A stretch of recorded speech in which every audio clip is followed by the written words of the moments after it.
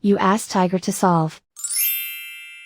This deals with linear equations with one unknown. The final result is q equals 4. Let's solve it step by step. Group all q terms on the left side of the equation. Subtract q from both sides. Group like terms. Simplify the arithmetic. Group like terms. Simplify the arithmetic. Group all constants on the right side of the equation. Add 6 to both sides. Simplify the arithmetic.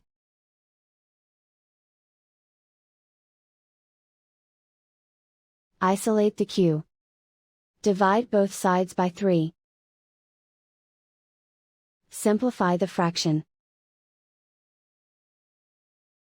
Find the greatest common factor of the numerator and denominator. Factor out and cancel the greatest common factor. And so the final result is q equals 4.